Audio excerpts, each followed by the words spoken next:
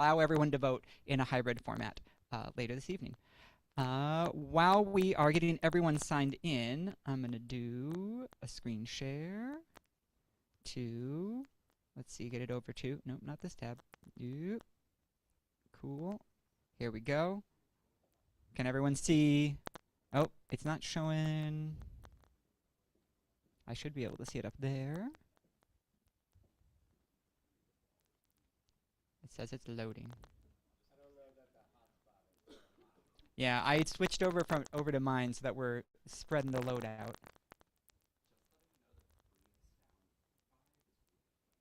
Free is down Wi-Fi. Okay. Is this a Wi-Fi that we are here? I kind of don't want to switch because I feel like I'm gonna end up messing it up. Okay. Oh, it showed up on my computer. Is it gonna show up over there? Maybe not. I think I'm doing a screen share. It says I'm sharing my screen. Are people online seeing a PowerPoint? No. Interesting. I wonder why not.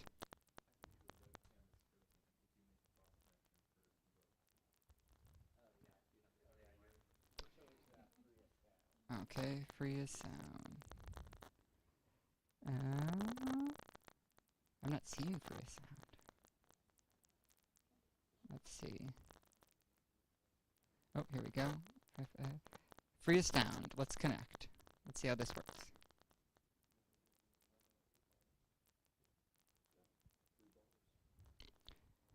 Okay. Does it unfreeze me, and does it share my screen?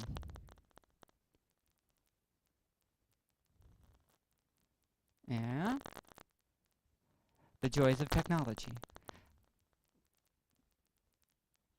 Okay. Okay, well, people online, you can still hear me, even though my camera is frozen? Okay, well, we'll continue as we figure out how we're going to make this all work. It's reloading. Oop, here we go. Screen share. Here we go. Okay. Huh? Okay, yay! Okay. I love the support. Thank you all. Welcome to the 43rd General Meeting. We're going to start with our land acknowledgement. Although we are all joining virtually tonight, we'd like to start this event acknowledging that we are on the traditional land of the first people of Seattle, the Duwamish people past and present, and honor with gratitude the land itself and the Duwamish tribe. If you would like to learn more about the land that you occupy or have occupied, native-land.ca is a great website. I know I've used it in my past to go and explore not just the indigenous communities of our area, but of where I grew up and learned a lot through it. Also, the 43rd pays real rent, and we encourage anyone who lives on Duwamish land who has the means to do so to support the Duwamish in their push for federal recognition and to provide some financial support for that as well. Our meeting norms: treat each other with dignity and respect. If you don't know, ask. Step up, step back, which mostly just means be observant of how much space you're taking up in the conversation. Remember, everyone here is a volunteer, and together we share the responsibility for staying on time. Some general operations: if you'd like to seek the floor for any reason, if you're online, use the raise hand feature. If you're here in person, you can just raise your hand. Sadly, it does not put you in order on the in person, so I'll just, I'll try to catch it in the order in which people raise their hands. Whenever an item on the agenda is voted on, just so people online know, the general chat is closed. But whenever we're not voting on something, the general chat is open. Feel free to throw questions into the chat. If you need any voting code help, if you're online, email tally@43rddemocrats.org. If you're in person, we will help you here in person. And this meeting is being live streamed. We use Robert's Rules to give us a container for how to have our conversations. It's just a set of procedures that help us to move through our meeting. You don't need to know the details to participate. The main things to know are you have a right to fully engage, and if at any point you're confused by the process, you want to do something but you don't know how to do it, feel free to just raise your hand or raise your hand in chat. We will help answer your questions. We'll help formulate things in a way so that, like, whatever we need to do to help you move through the process. And if you are a parliamentary rock star and you know all the ins and outs of Robert's Rules, please use your powers for good. A couple of common rules just to put them in your back pocket. Point of order is when you think we're not following the rules on something. So say point of order, we need to do this before we do that. Point of information is when you need to ask a question that's relevant to the topic that we're discussing. And that would be outside of the normal, like, does anyone have questions on this resolution? But more like, I immediately need information so that I can engage in this process. And then point of privilege is if you need some adjustments so that you can fully engage. So like, my internet's not working, I can't hear what someone is saying. Anything that is around accessibility, you can use point of privilege, and we will do what we can to make sure that you can fully engage with us. Okay, with that, I'm going to go check if we've got quorum. We've got quorum, excellent. So, for people online, I'm going to put the link to our agenda in the chat for all of our people who are here in person. If you go to our website, you can find the agenda linked on the event page. We do not have printed copies of it, but hopefully you checked it out as you were signing up to come tonight. But throw this into the chat. So our first order of business is to approve the agenda. I would entertain a motion to approve the agenda through unanimous consent. Jacob moves to approve the agenda through unanimous consent. Rob seconds. Any opposed? Any opposed? Any opposed? So moved. Thank you all for approving the agenda.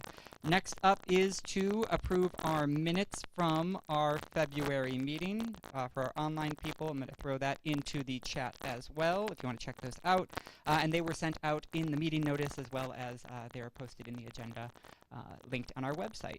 I would entertain a motion to approve our minutes for the February meeting through unanimous consent.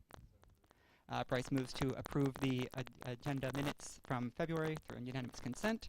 Second from Landon seconds. Any opposed? Any opposed? Any opposed? Okay, thank you. Minutes are approved. Okay, couple of quick announcements before I hand the mic over to our first speakers. Our next 2 monthly socials are on the books. We took feedback from everyone. Thank you again for everyone who engaged in our member survey to help us inform the types of socials you want to have. We had a great initial social last month at Revolver. Our social for March is going to be a board game night. It is going to be at Gear House, which is a coffee shop just a couple of blocks that way. It's going to be on March 23rd from 6:30 to 8 o'clock p.m. So feel free to bring a game if you want, or we will have plenty of games there. We'll have some people ready to teach some games. We're not going to be playing like no like Twilight Imperium, no like 5-hour, I mean, unless you're really, really efficient. So we'll aim for games that people can kind of sit down, pick up relatively quickly, and it's just an opportunity for us to engage with each other in a slightly different way. Our next social in April is going to be on April 16th. It is going to be at George and Dragon Pub, which is over in Fremont, and it is going to be trivia night. So we're going to go, we're going to form as many teams as we have people there that show up and can do it, and we're going to form some teams, and we're going to see if the 43rd can dominate in some trivia. Again, we're just trying to mix it up and pick some different neighborhoods, pick some different ways of engaging with each other, and see how it goes. And then May is going to be, just to plan it out, May is going to be a community cleanup. We'll be working with the Cap Hill cleanup crew, and we'll be doing trash pickup on a Saturday. And then June is going to be a bird walk. Yeah, June's going to be a bird walk. And then I think July we're going hiking. We're going to take the Trail Direct and go to Rattlesnake Ridge and do a hike. So lots of fun opportunities coming up. As we get those dates solidified, we'll throw them into the weekly email, and you can check them in the calendar section. Also a reminder that our April general meeting is going to be like this one on the second Tuesday instead of the third Tuesday. It'll be in this same space in the Kathy Hillenbrand community room. We're testing it out for 2 months, and then we'll be sending out a survey to everyone after that to check how is this space working for us? Do we like it? Is the second Tuesday going okay? And then we'll use that to plan out the rest of our dates for the rest of the year. But if this space is working well for us, it's a great space, very easy and accessible, and it's free. So thank you to I think it's Community Roots who manages this space. Yeah, thank you, Community Roots, for creating a community space that we can use without destroying our budget. We had our state convention delegate election. That's a mouthful. This past past Sunday, on March 1st, we had 46 candidates who ran for 40 slots. We have 30 delegate slots and 10 alternates. Everyone has been notified of those positions. We had our first meeting this past Wednesday. Nope, this was last Wednesday, and we did what we needed to do to assign our members to the different state committees. We're in the process of scheduling our next couple of meetings. If you have any ideas on the types of resolutions you'd like to see us bring forward, or the types of platform changes you would like to push for, please go. You can go online to the delegate website, and you can find the people that ran, or you can just reach out to me and let me know, and I will pass that along. We've got a great crew of people who are going to be engaging in this work, but we want to represent our community. So if you've got ideas, please let me know. Feel free to shoot me an email, and I will bring those to our conversation spaces as we figure out what are all the platform changes we're going to push for, and what are the we only get two resolutions that we're going to bring forward to the state convention. We are still looking for one spot on our board. We are, later this board meeting, we're hopefully going to be electing our new Young Dems representative, which I'm very excited about. But we still have a King County representative alternate position. This is a very flexible position. You are essentially our backup person for the King County Dems meetings, but also kind of like the backup person for everything, in that you get to essentially put your energy into whichever project you would like to, and to help support all of the different things we're doing. So it's a great entry-level position for anyone who wants to see what it's like to be on the board.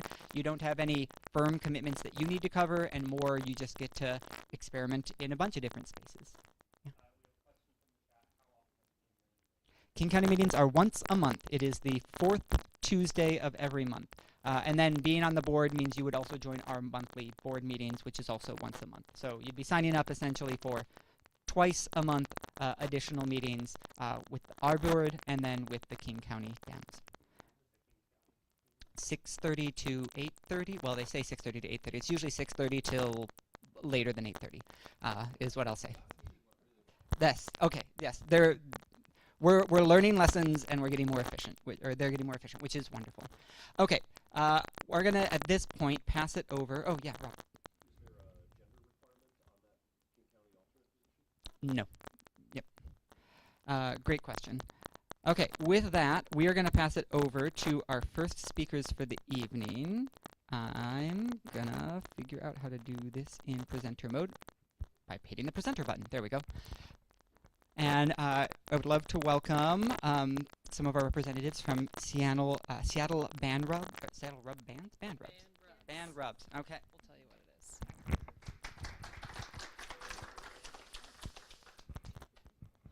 Can we get this slideshow to show up here for the people in the room? If not, I'll act it out for everyone. Mm-hmm. Okay, there we go. I don't know if y'all are ready for that. Okay. There we go, yeah. There we go. Okay, cool.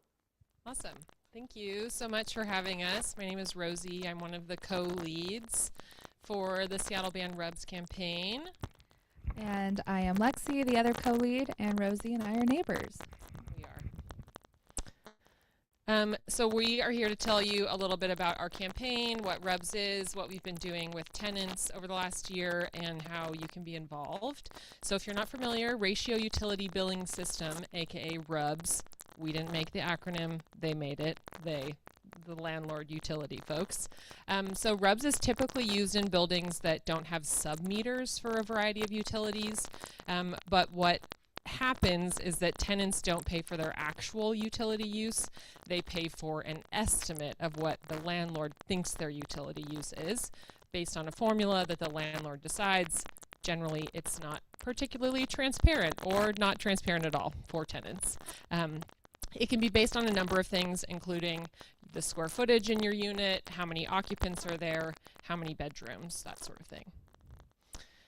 So why we think that Rubs is bad for tenants is that our utility bills change every month, sometimes dramatically every month. Typically they're higher in the winter months, as folks experience, with higher heat costs. And what we've found as tenants who've been impacted by RUBS is that the costs that tenants experience generally are increased when the buildings are also not maintained.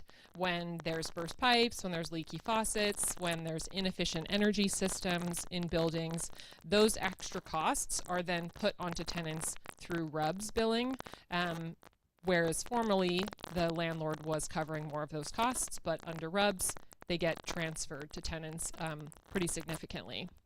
This also misleads future tenants about what their costs are going to be.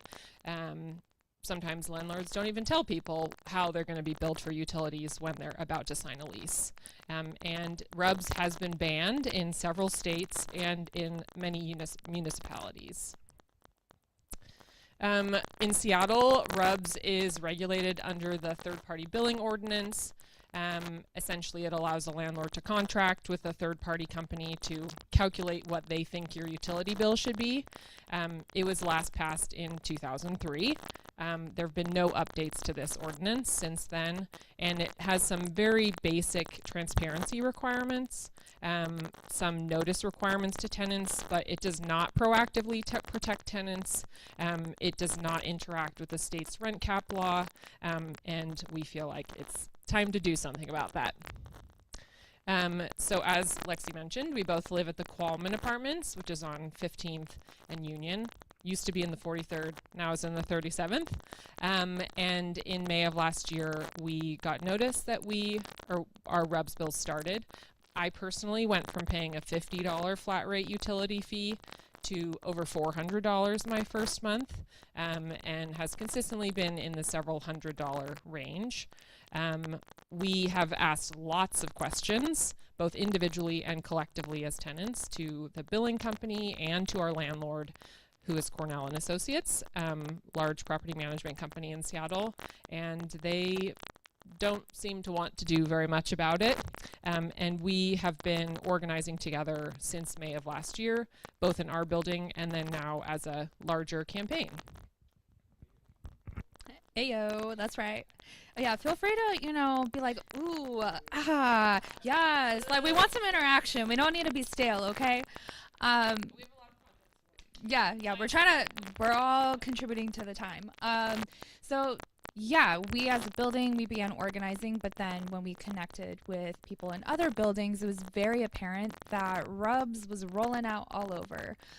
So we held, boo, that's right. So we hosted a workshop, and this was in June 2025.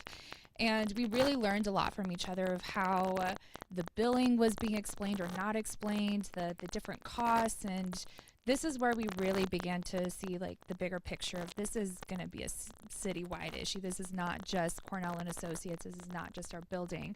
But we did start with connecting with Cornell and Associates tenants. So through this workshop, we began doing more outreach, and we connected with like over 60 buildings in Cornell and Associates.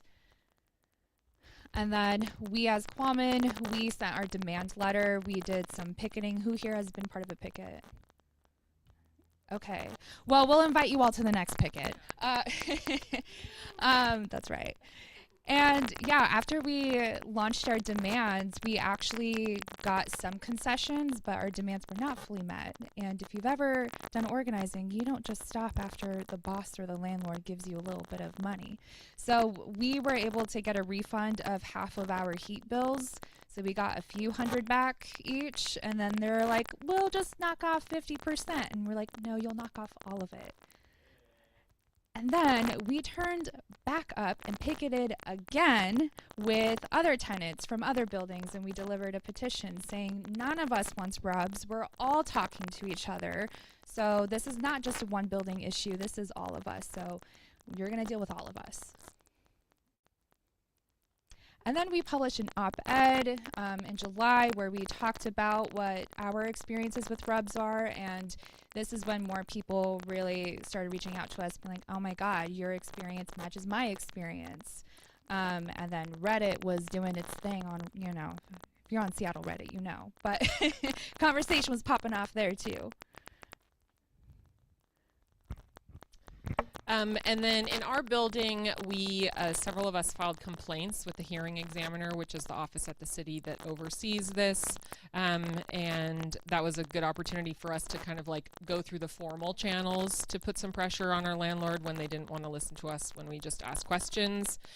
We also held our first tenants council meeting, which is an opportunity to meet with tenants in other buildings under the same management company. And in September, in our building, as well as many other buildings, got rent increases. A lot of the pushback, boo! RUBS was essentially a rent increase, and at the time it was actually over the state rent cap limit. But that happened anyways, because it's unclear how RUBS is involved with the state rent cap. And yeah, we found that a lot of the pushback that we get on why RUBS should be allowed is that, oh, well, if you don't allow RUBS, then the landlords are going to have to increase the rent to cover their costs. And we would say, they're already doing that. The rent's already being increased. And we got results. 4 of us in our building filed the complaints, and we got results back, and the city's hearing examiner said that our landlord deliberately violated the city code, was not clear with their methodology, that their invoices were confusing, that tenants requested an explanation and that was not provided, and they awarded us the maximum penalty, which was $200 a person. Also hasn't been updated since 2003.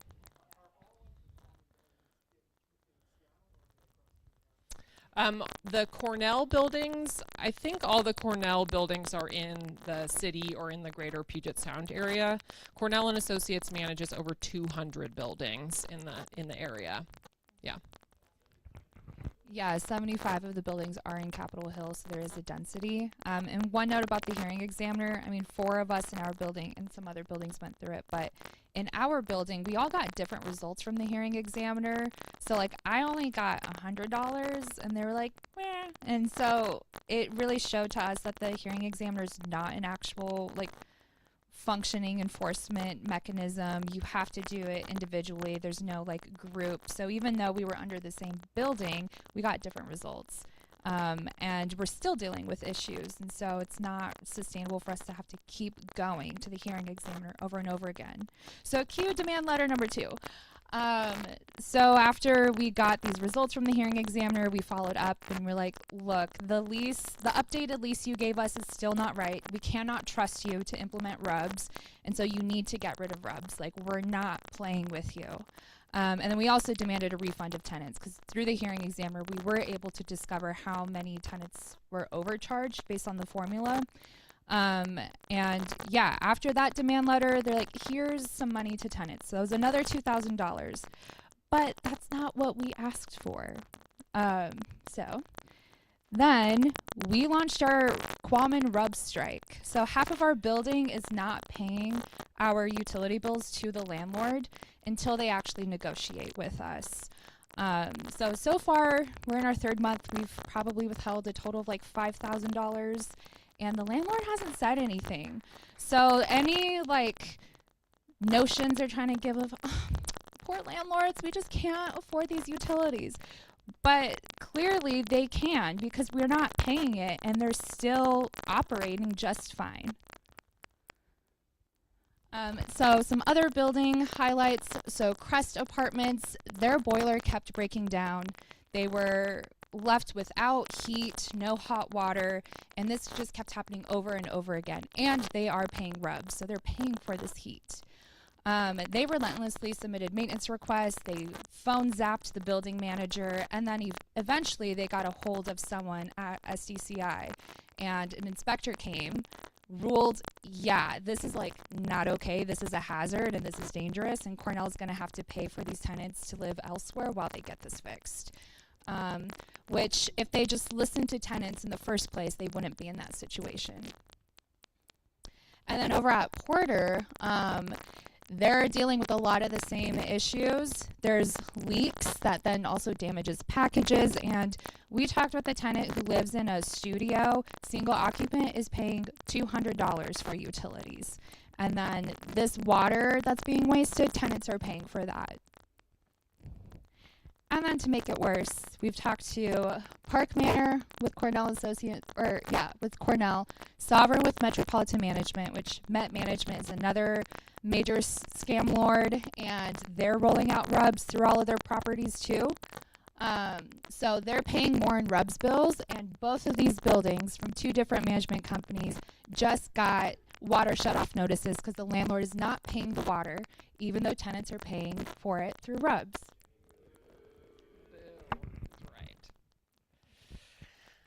All right, so yeah, since May of last year, we feel like we've accomplished quite a bit. We are also an all-volunteer campaign. We've engaged over 200 tenants across the city, many management companies. We have been connected with some tenants in LA who are also organizing around a ban on RUBS. We've increased some media coverage and our public narrative and online discussion about this. And we've been meeting with folks at the city council and the mayor's office to see if there's something that they want to do about it. We continue to have lots of meetings, so they haven't closed the door on us yet, but we don't quite have a proposal yet, but we are hopeful. And our call to all of you would be if the 43rd Dems would be interested in writing a letter of support about this. We've had a number of other groups that we've worked with to write a letter of support to City Council. If you all, it sounds like you have some regular communication with your members, are able to send out information about the RUBS campaign or other calls to action that we have, if that could go out in your newsletter, that would be cool too. We have an Instagram account, and we love it if you can follow our campaign and share our updates. There's the Seattle Ban RUBS is the Instagram handle. We also have some flyers that you're welcome to plaster anywhere in the neighborhood, across the district. That is a way for tenants to get in touch with us in the campaign. You can also fill out our sign-in sheet, and we can add you to our mailing list to update you on things that we're doing. That's what we have.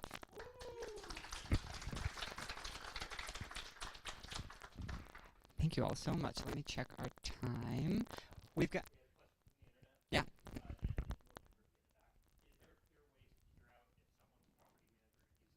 Is there a clear way to figure out if someone's property manager uses RUBS? Well, the first thing would be to look at your lease. Sometimes it's not clear, but they should say how they're billing you for utilities. If it's under a flat rate, which would be the same every month, or if it's under a variable utility bill, they sometimes call RUBS. If it's under RUBS, they're supposed to tell you how they calculate that variable bill every month, how they're estimating it. It can be a little bit tricky. Some landlords do say, we're using a ratio utility billing system, and this is how we're doing it. And then the tenants get the bills, and they're very high. But those would be my recommendations. And also, tenants can get in touch with us. We've definitely been supporting each other in trying to understand our own utility bills. So we are actually hosting a workshop tomorrow from 6:30 to 8 p.m. Here in Cal Anderson at the Shelter House. So we're going to do a Know Your Rights workshop, covering some like general tenants' rights, but we will be talking about RUBS too. So come on over. We've got food. Yep. Thank you both so much. Oh, we have, yep, Rob. Do you have a rough sense of how many buildings, particularly in the 43rd, might be under RUBS versus other schema? When I was renting downtown, at least I was in a building built in the 90s, and I actually just got my bills from Seattle City Light and Seattle Public Utilities. That seems much better than RUBS, but it sounds like a lot of older buildings can't do that. So yeah, under RUBS, usually tenants are also billed through the utilities directly. I get a bill from Seattle City Light for my electricity, and then the RUBS bills are for any utilities that are not sub-metered, water, sewer, garbage, and heat in our building. So it depends on the building. We have not done or have not been able to do a full survey of all the buildings across the city. The mayor's renter survey did have a question about RUBS, and we have heard from them. We haven't seen, they're publishing the results soon, but at least a third of the people who filled out the survey were being billed for utilities under RUBS. I would imagine that it's higher in this district because of a high share of renters and apartment buildings, and older buildings too. But I can't say for sure. We're going to take one more question. So my apartment building sets the rate of our utilities at the beginning of the month and say we're $95 or something on top of our regular rent. Is that kind of the goal for you guys? Is just that there's going to be a contract that puts in what you have to? Is it the consistency that is kind of your goal, or do you guys have another solution? Well, our main goal, and this is also recommended by the National Consumer Law Center, is that if they cannot submeter and actually measure what our utilities are, then we believe that the cost of rent should actually just cover everything.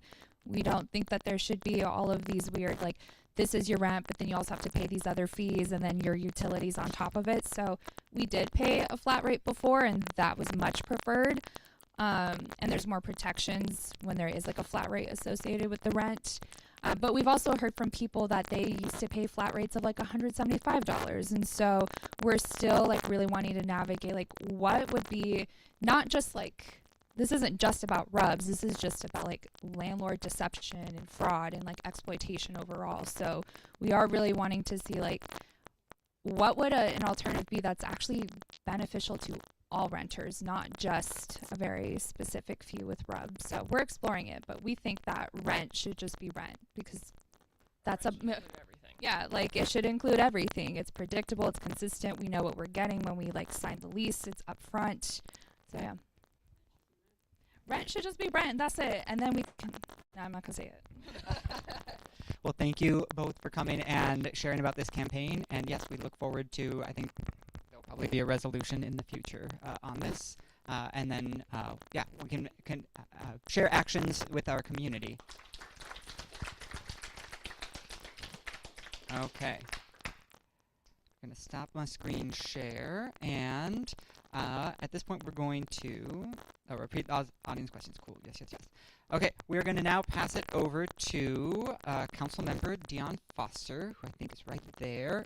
I'm going to spotlight you. Okay.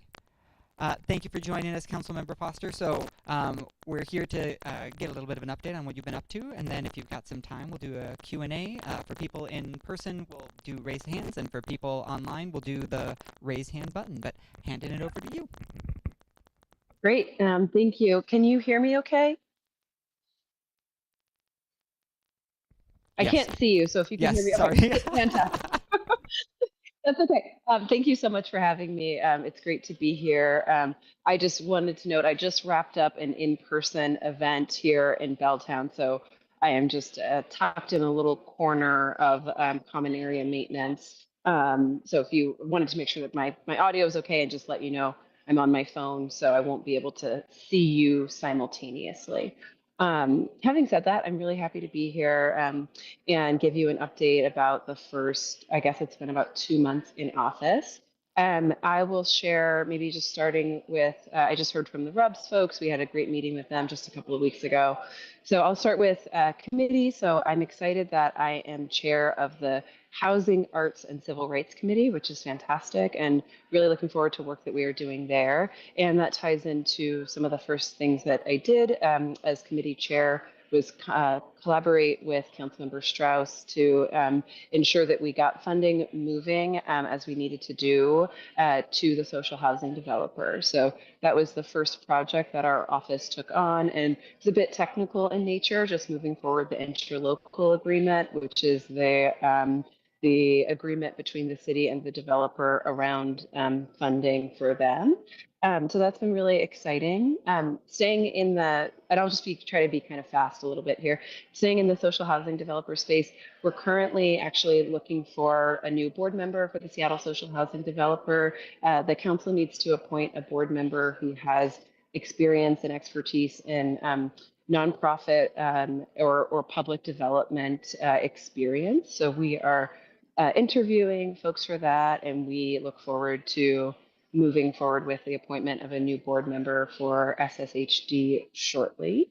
And we are working closely with the new interim director and having some conversations with the leadership from House Our Neighbors about other actions that council may need to take this year to ensure that they are all set up to get access to the financing that they might need. But also, as you have seen, great news is that the first year of revenue came in higher than projected. So that is at about $110 million for the first year of that developer. So looking forward to working closely with them to make sure that we are, as you all know and want to, that we are making sure that the social housing developer is a success and that they can implement their mission. So that is really exciting.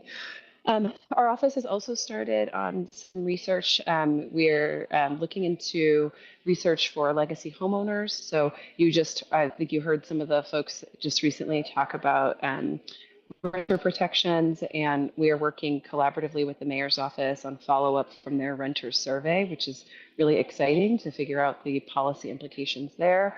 And simultaneously, we want to make sure, our office heard a lot from legacy homeowners, in particular homeowners of color and folks who face a high risk of displacement.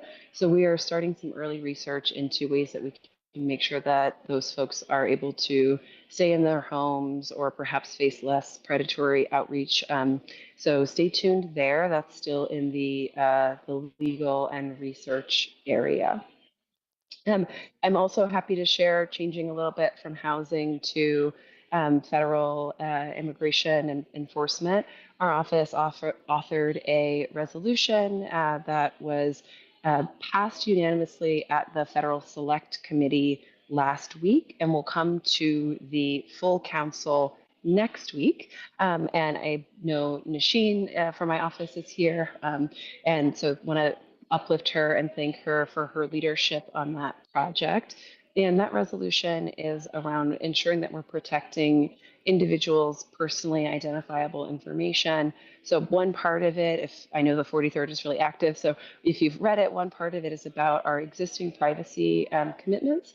And then another part of it is a request to do a review of our practices to identify any potential vulnerabilities that we may have in regards to data collection or data sharing. So that once full council passes that will go off to the mayor's office.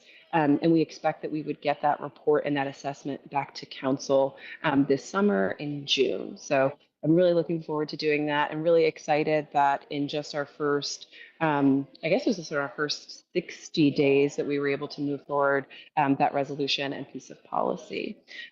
This morning we moved an amendment, again, and the federal immigration space at the Public Safety Committee that is, I keep calling it a small and mighty amendment. So this is where you've seen, you saw earlier in the year the executive order that states that we're going to bar immigration staging on any of our city-owned and controlled properties.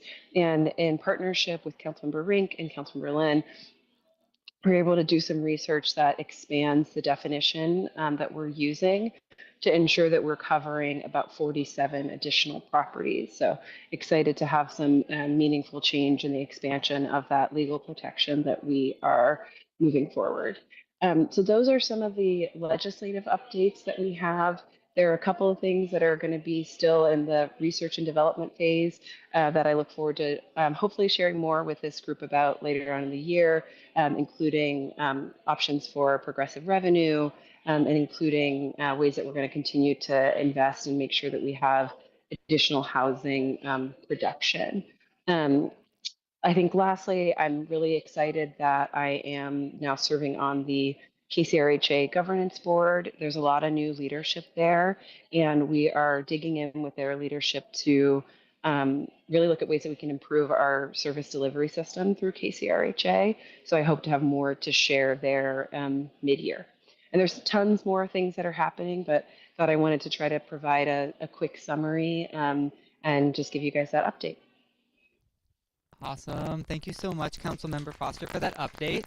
At this point, we'll move into questions. So our online peeps, you can use the raise hand feature if you've got a question or throw it in the chat. And then I see some in-person people, so I'm going to hand them the mic so they can ask that question. Great. Thank you, Councilmember Foster.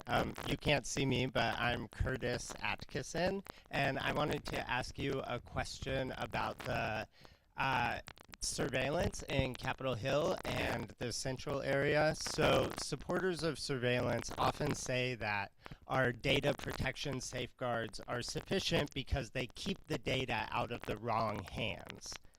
But SPD is not seen as neutral by all communities in this city.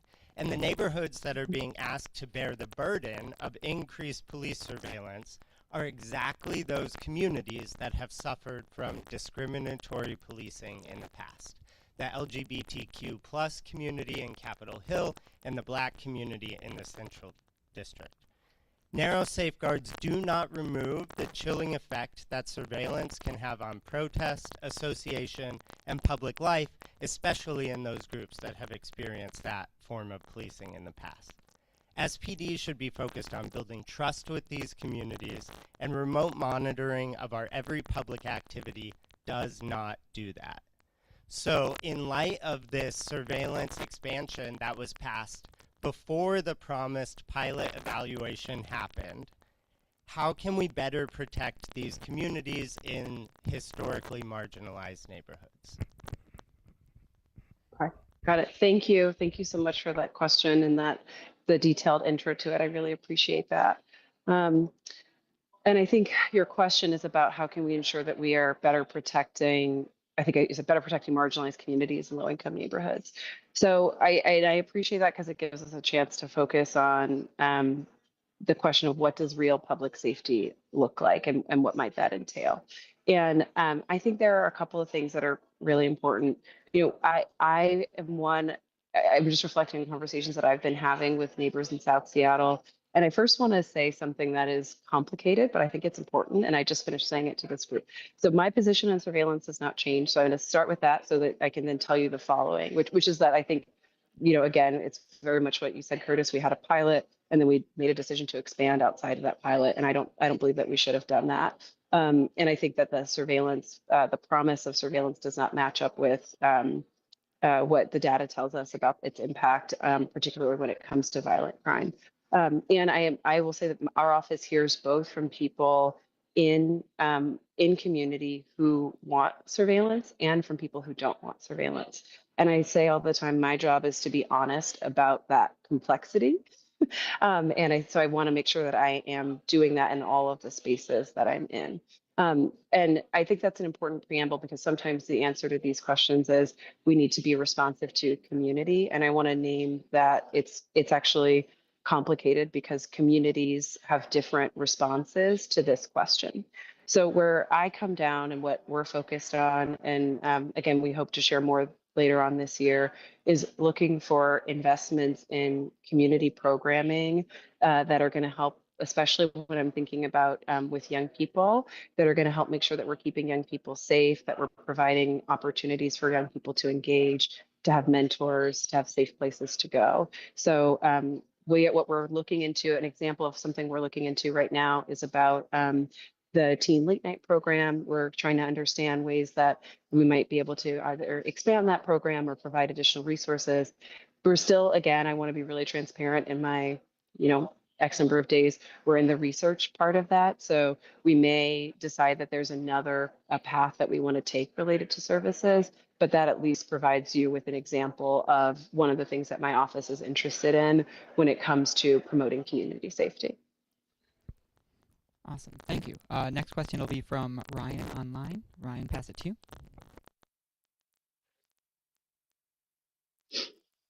Thank you, Councilmember Foster, for meeting with us today. I just wanted to hear about the upcoming votes that are going to be happening around the just like zoning plans in the city. I know there's like a lot of steps that still have to be figured out in that process, and I am wondering what you are thinking about that in regards to, we have a new mix of council members, and I'm wondering what your hopes and what you think is possible are for expanding density, and, like way more housing around public transit and honestly just throughout the whole city, to be honest. Yes, thank you for this question. What I'm hearing, sorry, I'm looking to make sure I don't need to get out of the space. Okay, I'm good. What I'm hearing is a part of like what's coming up and then what is my office interested in. Um, I'll start with what's coming up. So there's going to be a couple of things. We have the centers and corridors legislation is sort of the branding for it, which is, as I think you maybe alluded to in your question, the body of work that relates to completing our upzones around the neighborhood centers and around the transit corridors. So that legislation will be in front of council. I don't have my calendar, but that'll be in front of us shortly at this quarter. And what my office is looking into, the first portion, and you'll remember this from Comp Plan 1.0, is we are first understanding what we are able to change in centers and corridors because of some complexity around the draft environmental impact review and the final. And there were some things that were studied in the draft that were not studied in the final. So we are currently exploring and asking questions to make sure that we know what we are legally allowed to amend in this version. And I'm happy to share some follow-up information with you and come back to you all mid-year with more updates there. But what I can share is, in short, we want to make sure that we do have solid density especially in areas where we have transit. I'll also share with you, it's my belief that that is not the end goal or the only goal when it comes to density. It's important that people have walkability. It's important that we invest in those kinds of in dense neighborhoods to access transit. But it's also important that we are providing opportunities for people of all incomes to live in multiple places around our city. And so we'll be looking for those opportunities to ensure that we have adequate density in future versions of the comp plan. There's now, I believe we're going to be in sort of, this is part 2 with centers and corridor, but we're going to have sort of 4 bites at this apple and so we'll be looking for amendments along the way that move us closer towards being more, behaving like the largest city in the state. Awesome, thank you. And do you have time for one more question, Councilmember Foster? I do. Okay, last question. Okay. Sorry. Apologies to everyone. This is going to sound like a familiar question because I asked it last month too. But hi, Councilmember Foster. This is Jeff Paul. Thank you so much for joining us at our meeting tonight. We are really appreciative of your time. My question relates to 2 budget provisos that were passed in the most recent council budget before you joined the council. The first budget proviso was one that was passed to lock the funds for the Unified Care Team, known to most everybody as the sweep crew. The second is the proviso for funds moved from a pot of funds for shelter expansion that were instead set aside to backfill continuum of care funds that are under threat because of Trump's HUD administration. Which is very important, and we're very glad that that was done. Obviously, COC funds are very important.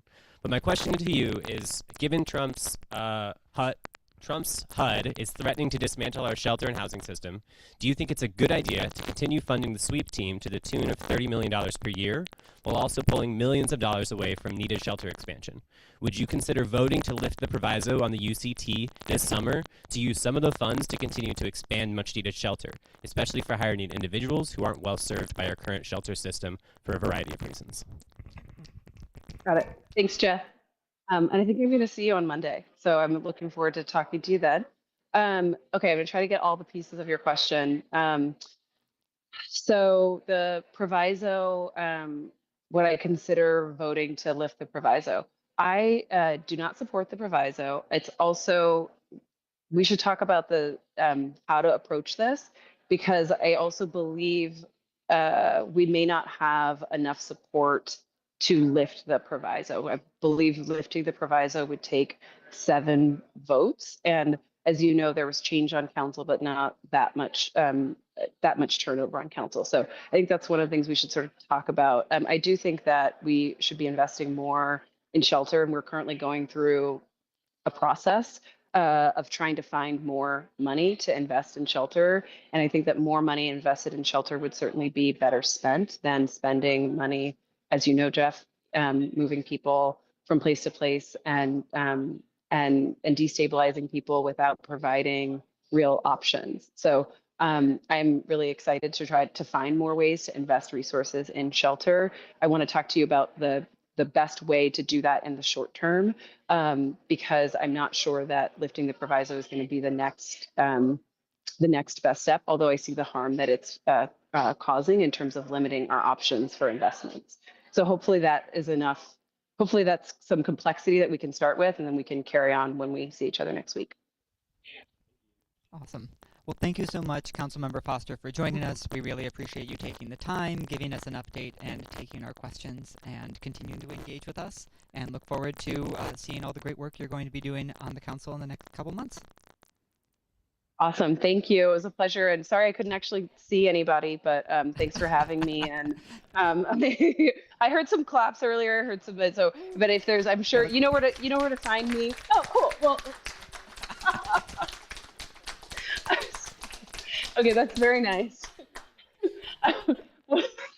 What I was going to say is, you know where to find me if you have follow-ups, because I couldn't see you or the chat to hear whatever other things were going on. But thanks for that. But let's keep engaging. And I really, really appreciate you guys inviting me. And I saw Nasheen make a comment in the chat too, if we need to kind of keep talking about everything. So thanks so much to you guys. Perfect. I heard the House voted on the millionaire's tax. Is that true? Woo! I've been in this. I was like, I don't know if we already digested that, but that's pretty cool. Yeah, excellent. Yeah, now a good example for us to follow on the local level. Awesome. Yeah. Understood. All righty. Thank you so much, everyone. Thanks. All righty. Bye-bye. Bye. Okay. Okay. Next up, we get to do one of my favorite things, which is add some new people to our board. So, first up, if you are in person, if you have not yet checked in with Liam, please make sure to check in with Liam, because we are still trying to make sure we've got PCO quorum. If you are online, you can go into the chat and you should see a little link to sign up. So if you joined us online and you haven't signed in yet, we'll copy it into the chat one more time. Please make sure that you sign in, as we do need to see if we can get 10 of our PCOs here tonight to do some PCO appointments. But while everyone is doing that, I'm excited to introduce Naomi Snow, who is here, our candidate to be our Young Dems representative on the 43rd board. Some of you might not know that we actually have a position on the board that is specifically for someone who represents the younger Democrats amongst us, and this is usually a position that has been held by someone who has also had some connections to the University of Seattle and their Young Dems community. And so I'm very excited to hand it over to Naomi, who's going to share a bit about themselves before we take a quick vote on getting them appointed. So welcome, Naomi, and the floor is yours. Oh, and you're muted. Oh, let's see if we can. All right, can you all hear me now? Okay. Yes. Okay, awesome. Sorry, I'm just gonna adjust my screen. Okay. Hi everyone. My name is Naomi. It's really nice to meet you all and to be at my first general meeting. I'll give just a bit of background about myself. So let's see. I'm a recent graduate of the University of Washington, and I've been involved and really passionate about advocacy work and policy, and honestly just community too, and kind of spending my time doing the best that I can to serve my community and to make connections. And so I got my start at UW through student government, and that was a really rewarding experience. And then from there, I actually moved down to the 43rd post-grad, where I've gotten involved in kind of multiple places around the city. I currently sit on the City of Seattle Disability Commission, and that's been a really fun experience. And it's really cool to learn more about local government. Oh, I saw Timothy's comments, UW, ASU Dub. Yeah, go with ASU Dub. That's student government at at UW. Huge fan, huge fan. Yeah, so I was saying, yeah, I serve on the Disability Commission. I'm also working full time as a victim advocate at a law firm that does personal injury law, and that's also been a really rewarding experience. And kind of from there, I now live in the 43rd. I'm not sure if anyone else here lives in Miller Park, but I do want to just get more involved in the district level. And Jacob and Ryan have been really welcoming. and done a great job explaining like the district or 43rd District Dems and like what they do. And so I'd be really happy to be able to get more involved. I'm pretty familiar with Young Democrats, and so I know some people that currently serve on like their board, and so I feel like it would be a great transition. And that's all. I'll stop yapping. That's all I have. Yeah. Awesome. Thank you so Thank you. much, Naomi. Okay. So, I would entertain a motion for us to appoint Naomi as our Young Dems rep through acclamation. And acclamation is not just we all agree, but we are all super excited for this step. Moved by Jeff to appoint through acclamation. Second from Amy in the back. Any opposed? Any opposed? Any opposed? Then congratulations, Naomi, through acclamation. Welcome to the board. We're very excited to have you and excited to work with you. Okay, and now we're going to turn over to our tech chair real quick to see if we have PCO quorum. We do not. Okay, so we'll send an extra special reminder out to our PCOs. We've got a couple new PCO appointments that we want to do, but we need to have enough PCOs to do that. So we will hold on that, and bring that back up in April, and try to get them all appointed at that point, so that they're all going to be ready to go for get out the vote season. That'll be here sooner than we think it is going to be. Yeah. Yeah. Sure.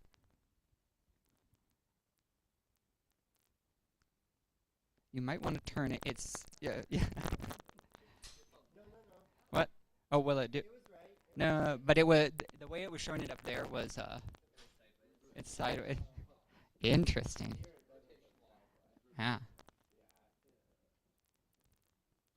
Well, there. Now you get to see some of the beautiful people in the room with us. Okay. So next up is Northwest Progressive Institute. So I think we've got some people. Can you raise your hand? As I'm scrolling through. Oh, Jed. Hello, Jed. Okay, I'm going to put the spotlight on you, and we're going to hand it over to Jed to learn a little bit about the Northwest Progressive Institute. Oh, can you unmute yourself, Jed? Oh, you can't. Can I unmute you? Liam, do we have mute on lock? I don't think we do. Oh, okay. Can you unmute Jed, please?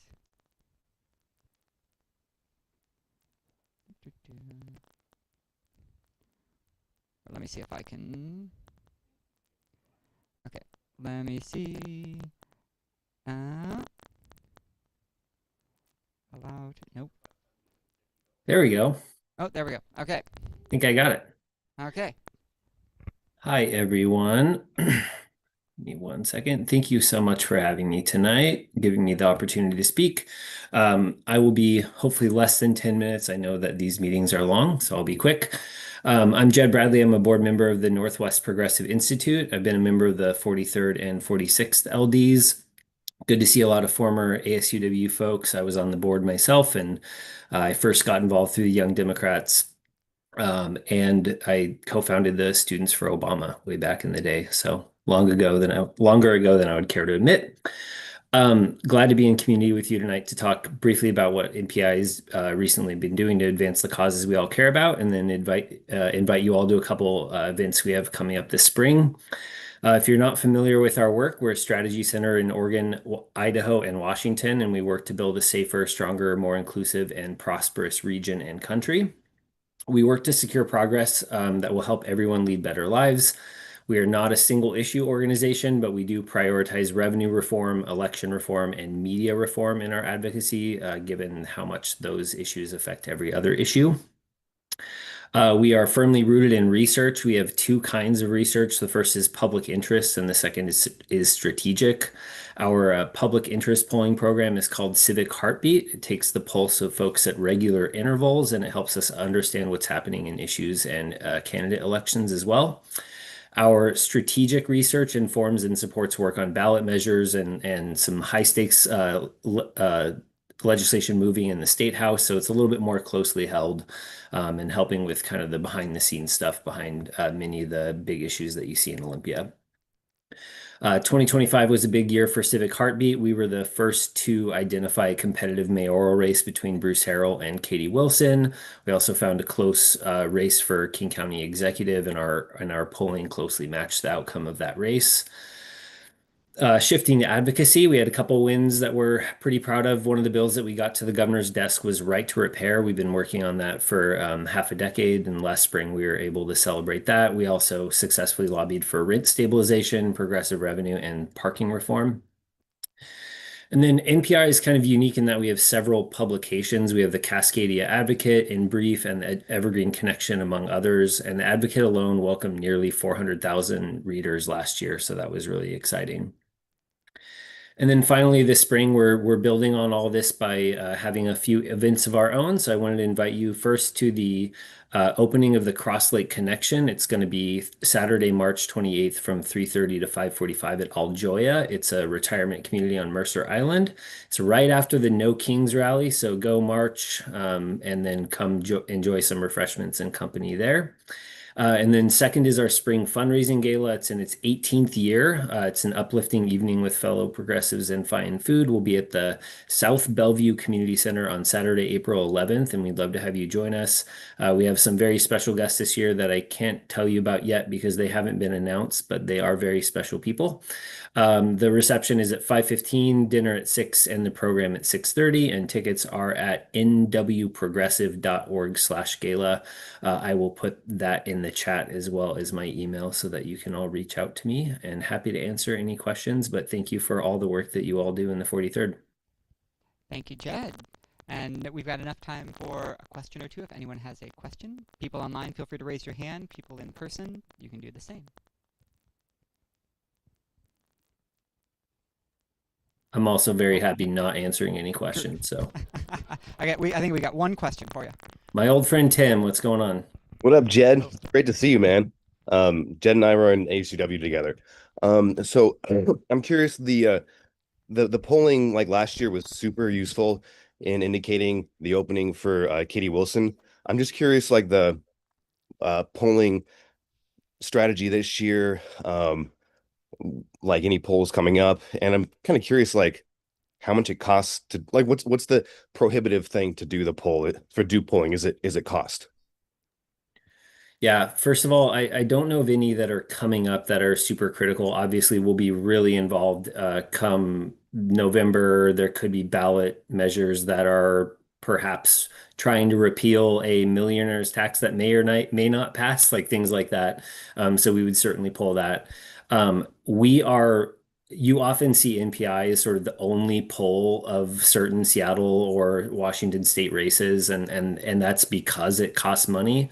And we are able to do polls because people give us money to do polls, right? So there a lot of campaigns, a lot of local folks rely on our polling because we're the only ones able to kind of put it together, and we're able to kind of cobble it together. And sometimes a poll might have quite a few questions in it because we're trying to hit multiple races, things like that. So it's definitely an investment, but I think there's a reason why a lot of campaigns specifically support us, and why we are sort of the only game in town is because we really pride ourselves in doing a good job and having scientifically defensible polling that is objective and goes through reputable polling agencies and things like that. So it's definitely something that we're proud of, and we'll definitely be involved in November. I just don't know what yet. Thanks. Hey Jeff. There was another question. How goes the fight to give cities the ability of scheduling their own elections? So even year elections. I know NPI has really led on that in the past. And what do we have to do to make Steve Hobbs not be the problem anymore? I know we're working on some election reforms, that being among them. I don't know, I don't have a great progress report for you on that one. Frankly, I haven't been involved long enough to know for sure, but I can follow up on that. If somebody wants to email me, I can ask Andrew, our executive director. So yeah, happy to check into that. What was the second part of the question? or did I answer it? I think Sort of. I think you covered it. Awesome. Okay. Well, thank you, Jed, so much for joining us. Thank you for all the work that you're doing. And yeah, we'll pass along information on those events so people can attend them. Thank you for having me. Yeah, pleasure. Okay. Yeah, claps. I need to. It's weird being in person. I'm like, oh yeah, there's claps now to transition between things. I'm so used to just being like, okay, we're on Zoom. We'll just move to the next thing. Okay.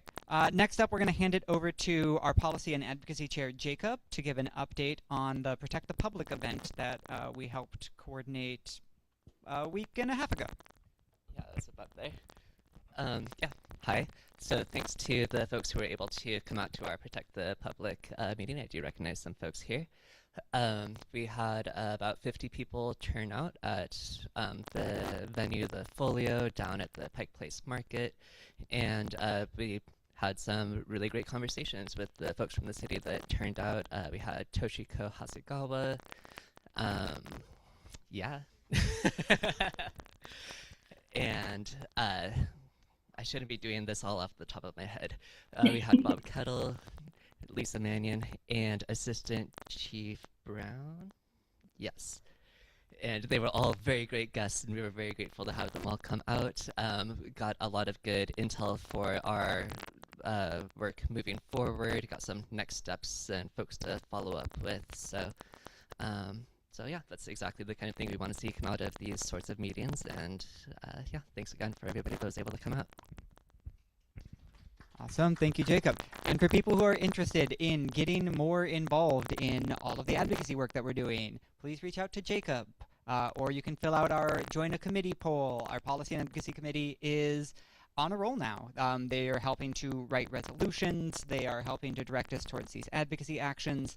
And so if that's the type of thing you'd like to get more involved on locally, reach out. We'll find a spot to get you connected in. Protect the Public, as a reminder, was a resolution that we passed, I think it was back in December of last year. No, November of last year, because we did December as a holiday party. And since then, we have been working with some different community members. At this point, a lot of the demands within that resolution are moving forward. SPD now has not just a directive, but there is a resolution passed by the City Council that requires that officers are unmasked, that identification is visible, that SPD officers will show up to 911 calls around ICE, that they will record those interactions, and that those interactions will go into a database that can be used for future prosecution if they're recording anything that is illegal. We're right now really trying to engage around the ABLE training and how SPD officers can all get trained in how to do de-escalation appropriately. We're also going to be doing an education campaign for all of our community, both on what the expectations are and how to hold SPD accountable if they don't do what they're supposed to do. Some of those next steps coming, as well as the conversations with the mayor's office around creating some sort of dashboard that could potentially be useful for getting a summary view of where ICE interactions are happening. So lots of steps coming up. Okay, next up, I believe I'm handing it over to someone that was just mentioned, Port Commissioner Hasegawa.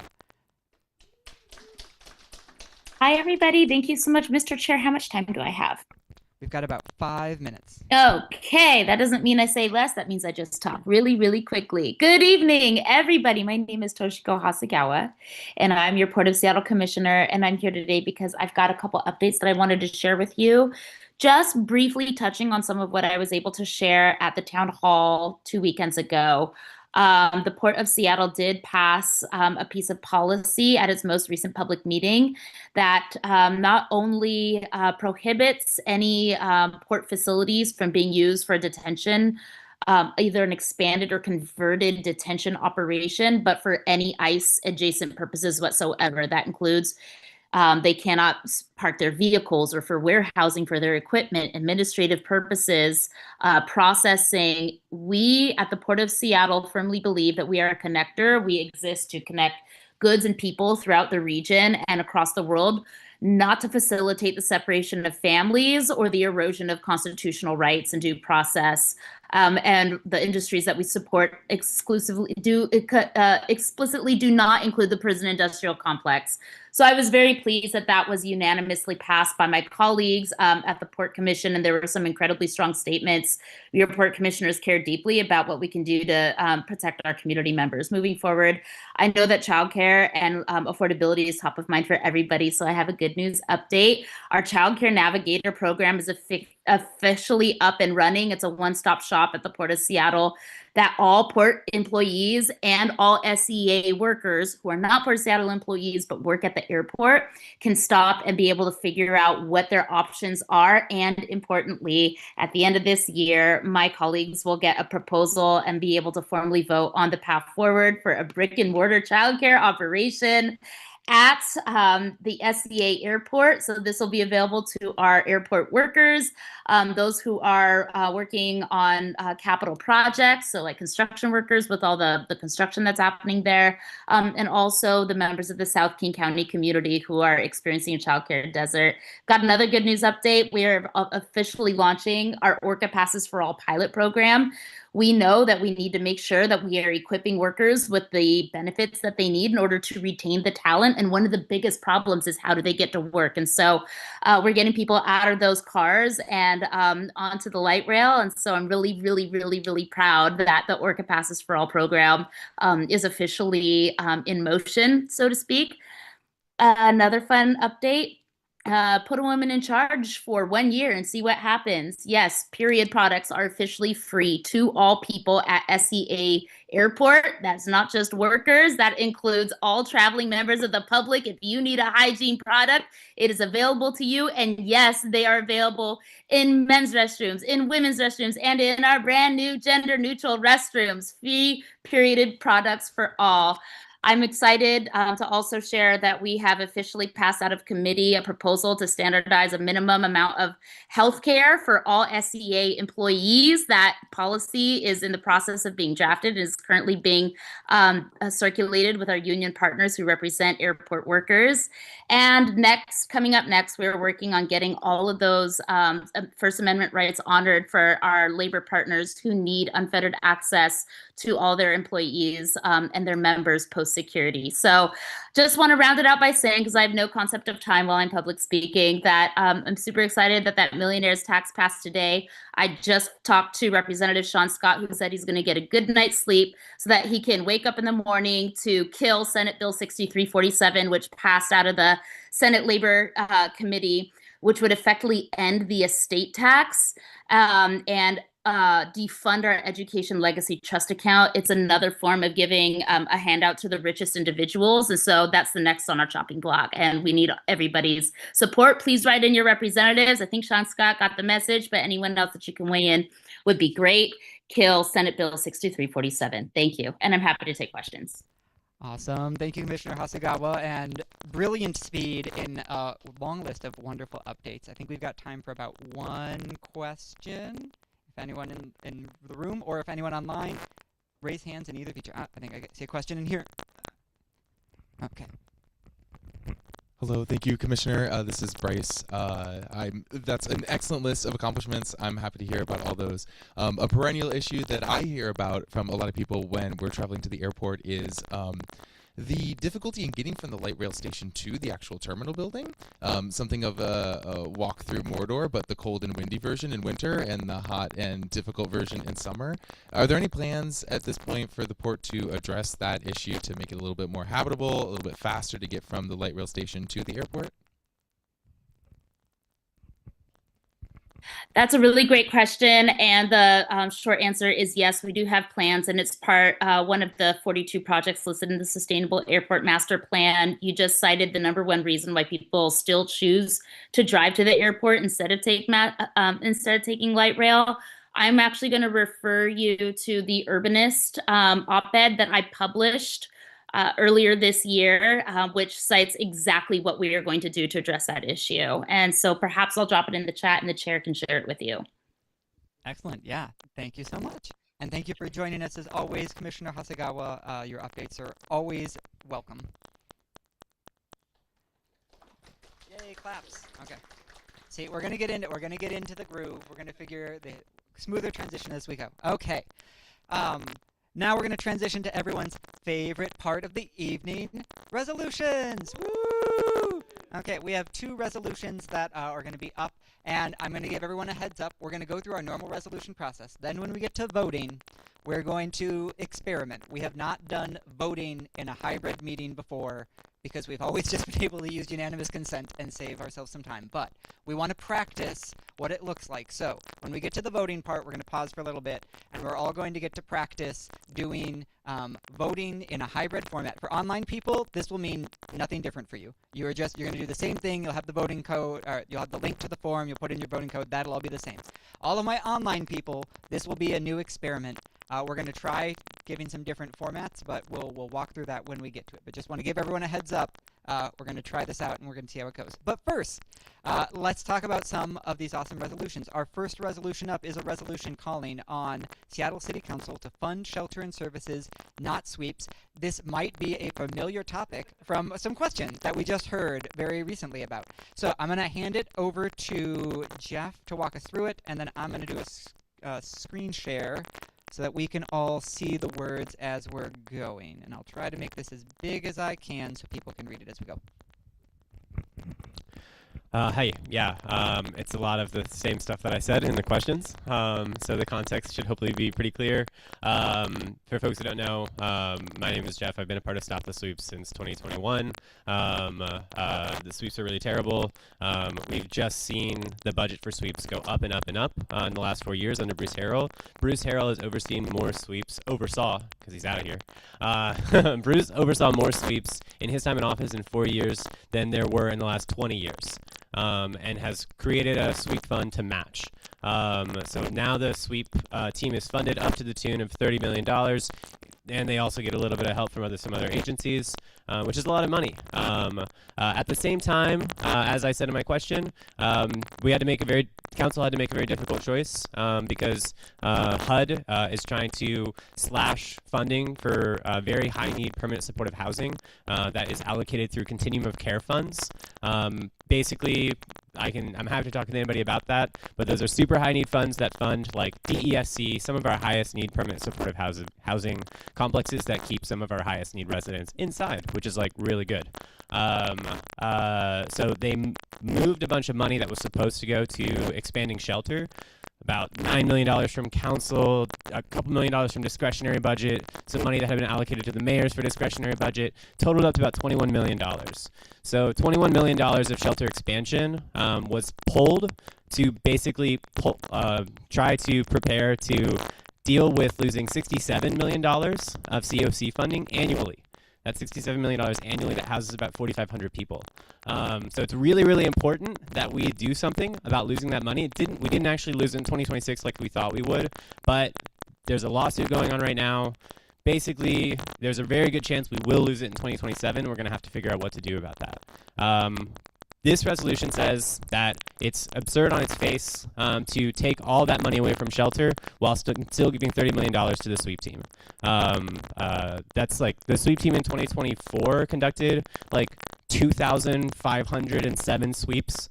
There's only 365 days in a year, so I'll let you all do the math on how many sweeps they're doing in a given day. But it's a lot. And this resolution basically says that it's a much better use of those funds to help support Katie Wilson's vision of expanding shelter services, changing the way that we do outreach so that we get more people inside rather than just shuffling them all around the city constantly. I know I've been in about 400 or 500 sweeps probably in my life, which is way too many. And a lot of people are just swept again and again and again and again and again. It is a vicious cycle that accomplishes nothing. So we should be pissed that our public funds are being used this way, and we should demand that they go to something better. So this resolution is a start to doing so. Thank you, Jeff. You can. Nope. I thought I could be fancy. No, but you can stay up here, Jeff. So to walk through for people who might not know our resolutions process, we're now going to open it up for questions. This is questions on the resolution. This is not statements for or against the resolution. So we'll take questions first. Once everyone's had their questions answered on the resolution, we'll then go to statements for and against, if there are statements both for and against. So if anyone in person has a question on the resolution, yeah. And then, you can walk over there because you're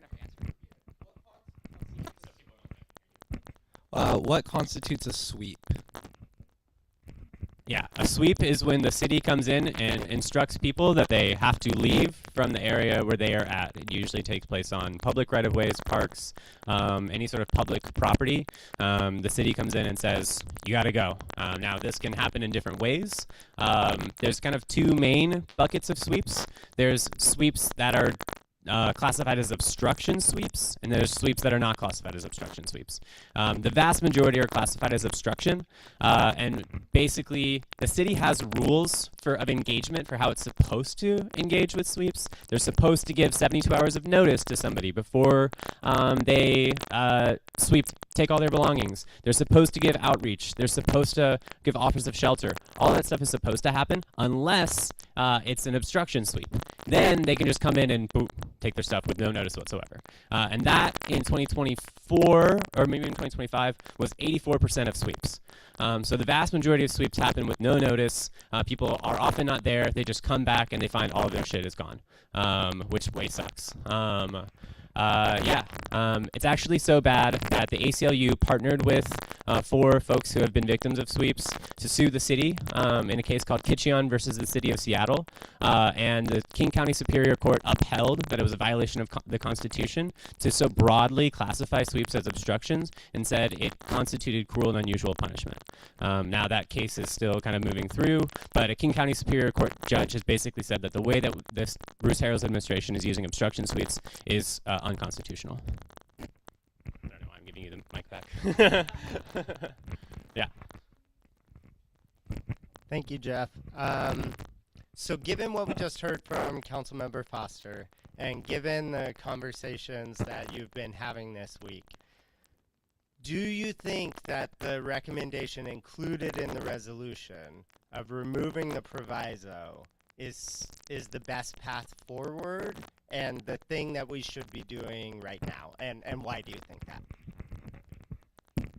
So I need to check Foster's claims on that. I was looking. There's a bunch of different reasons why you would either have to have a majority or a supermajority on council to pass something. I need to check with her to why she thinks this one takes a supermajority. That obviously changes things. I don't think we'll get 7 votes on council with the current makeup of the council this summer to lift this. That said, yeah. So budget provisos only last for a year. So unless they're renewed, they are gone. Does anyone here not know what a proviso is? A proviso is basically when the city council, so they pass the budget, right? So the way shorthand for the budget, the mayor puts a draft budget forward. City council makes a bunch of amendments, and then they approve it. They have the power of the purse. When they approve it, they can do a couple different things. They can amend, they can do something, and they can put a proviso, which basically says this money has to be used exactly as it's been budgeted for. Other money in the budget is kind of flexible. You know, they can just say, here's $10 million for parks for programming. Parks can take that $10 million for like programming. They have kind of flexible use for it. A proviso really kind of locks it in for a very specific purpose. So the $30 million in the sweep team has been locked in like that. And it could be lifted in the supplemental budget this summer. That maybe will take a supermajority. It might just take a simple majority. I have to check with Councilmember Foster. Either way, I've been a part of advocating with, do folks know the Seattle Solidarity Budget? Yeah, so I've been part of Seattle Solidarity Budget for about 4 years now. It's really hard to advocate during budget season. There's a lot of shit going on. Budget is a very busy time, and I actually think that even if we can't get this proviso lifted, using it as, because this is the beginning of launching a campaign. We're calling it Stop the Shuffle, and we're going to be pushing on this issue. So using it as a pressure point and calling for the proviso to be lifted gives us lots of runway ahead of budget season to actually pass it. The other thing, just as a note for everyone, is resolutions are often what the executive committee is looking towards for our directive. So even if the specific action of this doesn't come to fruition, by passing this resolution, you're essentially saying this is the type of action we want to be in support of. And so the executive committee uses this as a directive whenever we see future actions on this campaign or that align with this, that we have the sign-off of the membership to move forward on those things and pass those things along to you. So just to give an additional reason why, or additional meaning to what a resolution gets utilized for. Great questions.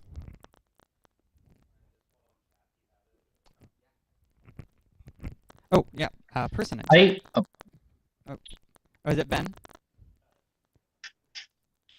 It wasn't, so somebody else can go. I think it was Veronique.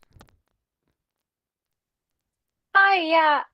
So I asked this in the chat, but just referring to provisos generally speaking, as well as this one in particular, if the department that's receiving the money through a budget proviso doesn't want to fulfill that action or whatever the proviso is for, would it be possible to not spend that money? I understand that it sounds like they wouldn't be able to spend it on something different, but like, are they, in this case, required to perform those sweeps just because they got the money for it?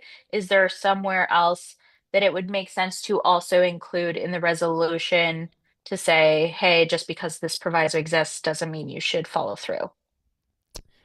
You do not have to spend money. The executive branch has the option to simply not spend. They can't spend it in any other way, but they always can not spend money.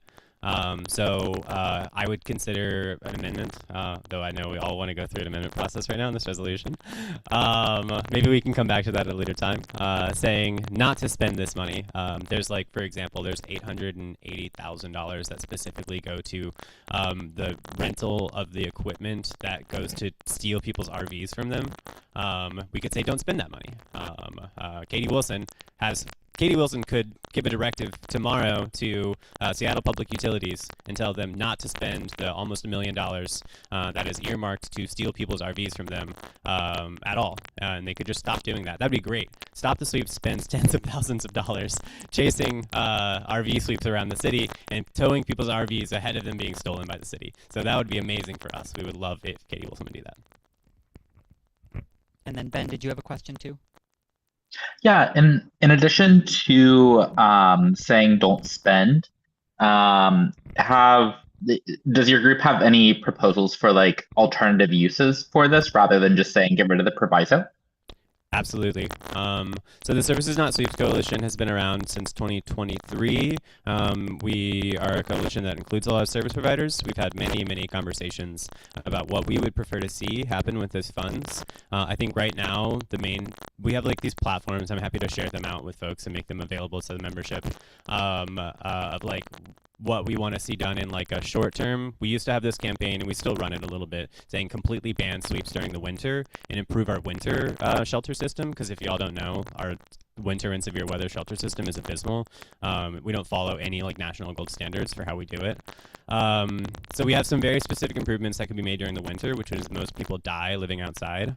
But we also have year-round goals for what we want to see. But I would say right now it dovetails most closely with what Katie Wilson wants to do in expanding shelter, and particularly expanding tiny house shelter that has a lot more built-in supportive services for folks who have not been well served by a current shelter system. Right now, to build 1,000 shelters in a year like Katie wants to do, she needs more money than she has. And so using this money for that would be a great thing. Cool. Okay. Let me just double check we don't have a last question. Yeah.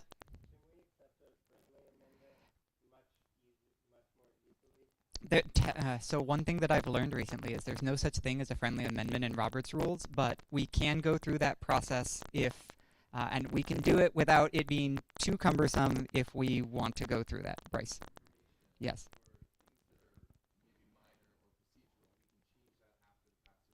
Yes. Copy edit things we can, but additions of things, yes. So yes, if it's just like someone's name is spelt wrong or a number is incorrect, then we can do that and we can just do it. If it is any sort of additional line, then it would need to be moved and seconded, and then we would need to vote on it, which we can do relatively quickly if no one is going to, if people don't make it challenging. Yes. People asked if we can do this by unanimous consent. Yes, we could. So, what I'm hearing is that people would like to make a motion to amend the resolution to add a therefore clause that specifies the 43rd calls on the mayor's office to not spend this money if the proviso is not lifted. Does that sound accurate? Yeah. Yep. Yeah. I can copy it and edit it later. If we put that in, that means don't spend the $30 million. Some of that money does go to outreach. And so we would. Oh, sorry. Yeah. We could say so. Some of the $30 million, about $5 million of it goes to the Human Service Department to actually conduct outreach, which is great. About like $3.5 million goes to SPD to just stand at sweeps and do nothing. Less great. So we could be. We need to be a bit surgical in what we're saying we want to cut and what we don't want to cut, because people will get pissed. People have already gotten pissed at me for saying, "Oh, I just want to get rid of the whole sweep team. You want to get rid of the outreach team? Oh my God, you're a monster." No, I'm not. That's not what I want to do.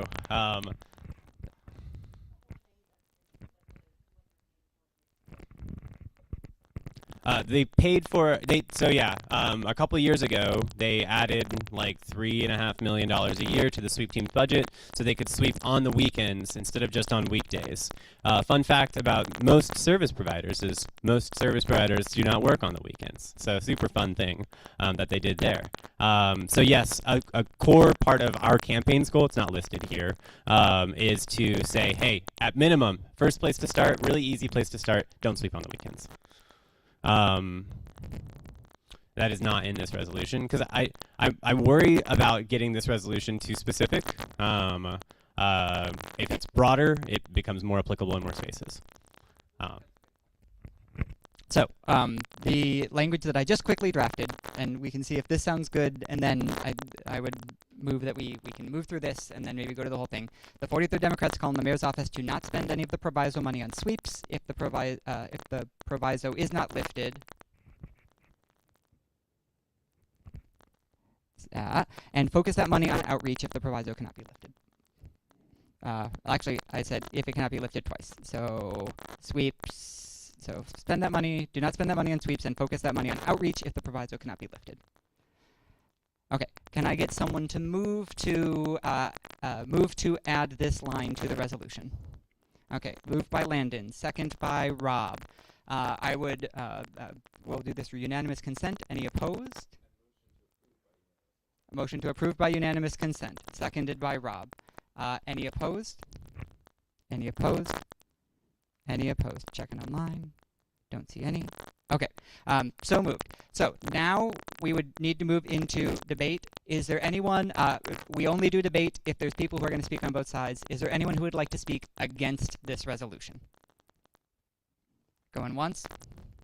Going twice. Checking online. 3 times. Okay. Since no one is speaking against the resolution, we will move past debate. I would entertain a motion. So now, instead of doing unanimous consent, this is where we're going to practice doing a full vote, because normally I would just do unanimous consent and then we wouldn't have to do anything and it'd be wonderful. But we want to practice this to see how our system works. So for all of our people online, we're going to do a normal vote. So in the chat, I'm going to stop doing screen share so I can see all of you and see the chat easier. In the chat, we're going to throw in the link and you will do this like a normal vote. So you'll go into the voting form, you'll drop in your voting code, and then you'll choose how you want to vote. Okay, for all of our people in person, we're going to give you a couple of options. The easiest option will be this QR code that will get bigger on the screen in just a second. And if you scan this QR code, it will take you to the voting link, and then you can pull your voting code from the email and vote that way. If you do not have a phone, here's another copy of the QR code. If you don't have a phone or just don't want to manage with voting that way, you can walk on over to Liam, and Liam can help manually input your vote into the system so that you can get counted that way. So in-person people, you got 2 options. Option 1 is the QR code. Option 2 is go say hi to Liam. We should move to vote. Yes. Good point. See, I got so caught up in doing the vote. I would entertain a motion to vote on the resolution. Moved by Curtis. We'll have a second by Jacob. Thank you, Rob. Okay. So, Frederick, did you get that? Moved by Curtis, seconded by Jacob. Now we can actually vote.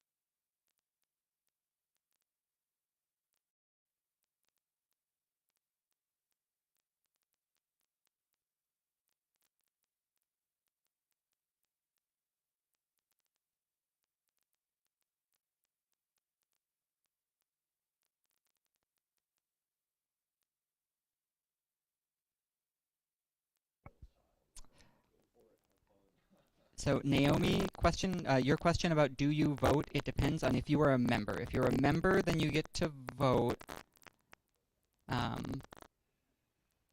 Yep. So you need to be a member. Essentially, you need to be a member either through paying membership dues or being a PCO to vote on anything the 43rd does.